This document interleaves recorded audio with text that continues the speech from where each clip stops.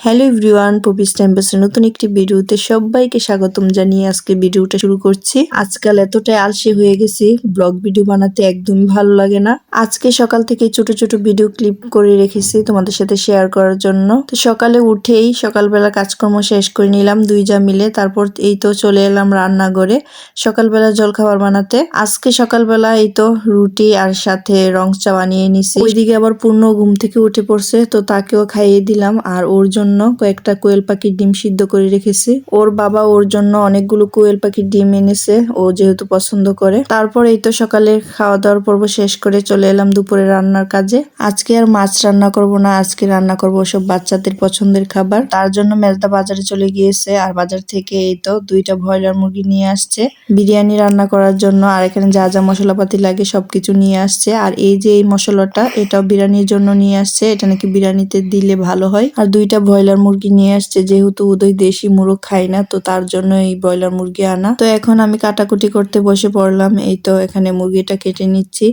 আর সবকিছু মশলাপাতি সবকিছু আমি রেডি করে দিব, আর মেজদি রান্না করবে। আর সবকিছু গুছানো থাকলে কিন্তু রান্নাটাও খুব তাড়াতাড়ি হয়ে যায়।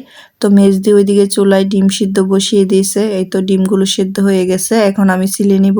আর আজকে রান্নাটা একটু লেট করে বসানো হয়েছে, যেহেতু বিরিয়ানি হতে বেশি সময় লাগে না, খুব তাড়াতাড়ি হয়ে যায়। আর এদিকে আমি সবকিছু রেডি করে দিছি বিরিয়ানির মাংসটা কষানোর জন্য। এখানে আমি সবকিছু মশলাপাতি একসাথে ব্লেন্ড করে দিছি। দুধওয়ালা মামাও দুধ দিয়ে গেছে, তো দুধটাও মেজদি জাল বসিয়ে দিল। আর আমাদের রান্নাঘরে জানালা দিয়ে কিন্তু খুব সুন্দর রোদ আসে, আর শীতের মধ্যে এই রোদটা কিন্তু খুবই ভালো লাগে। এদিকে আমি মুরগির মাংসটাকে কেটে ভালো করে ধুয়ে পরিষ্কার করে দিয়েছি, মেজদি রান্নাটাও বসিয়ে দিল।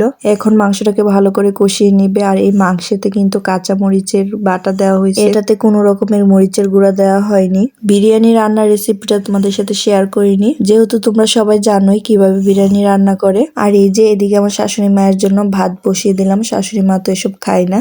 আর এখানে পেঁপে তরকারি রান্না করা হয়েছে শাশুড়ি মায়ের জন্য। এদিকে এই তো ডিম ভুনাটাও হয়ে গেছে। আর ইদানিং কেন জানি এই ডিম ভুনাটা খেতে একদমই ভালো লাগে না, যেহেতু আজকে বিরিয়ানি রান্না হচ্ছে তার জন্য ডিম ভুনাটা করা হলো। পোলাওর চালগুলোকে ভালো করে ধুয়ে তারপর একটা ঝুড়িতে ছেঁকে রাখলাম। বিরিয়ানি রান্নাটা প্রায় হয়ে এসেছে, আর খুব ভালো স্মেল আসছে। এদিকে আমাদের পূর্ণ তো একটু পরপরই মনির কাছে যাচ্ছে, যে বলছে যে মনি রান্না হয়েছে। এরই ফাঁকে আমি পূর্ণকে ছাদে নিয়ে তারপর স্নান করে নিয়ে আসলাম। ইদানিং ও ছাদে গিয়ে স্নান করে। আমি ওকে বললাম তুমি টেবিলে গিয়ে বসো, তারপর আমি তোমার জন্য বিরিয়ানিটা বেরিয়ে নিয়ে আসছি। পূর্ণ আজকে বলতেছে নিজের হাতে খাবে, ও কিন্তু নিজের হাতে একদমই খেতে পারে না, ওকে আমি সবসময় খাইয়ে দিই। তারপর ওকে আমি বললাম যে আচ্ছা তুমি খাও, একটু ভিডিও করে নিই, তারপর মা খাইয়ে দিব। আর ও খেয়ে কিন্তু খুব সুন্দর রিভিউ দিয়েছে। সত্যি বলতে আজকে বিরিয়ানি রান্নাটা খুবই ভালো হয়েছে, সবাই খেয়ে খুব প্রশংসা করেছে। আজকের ভিডিওটা এই পর্যন্তই। সবাই ভালো থাকবেন, সুস্থ থাকবেন, টাটা, বাই বাই।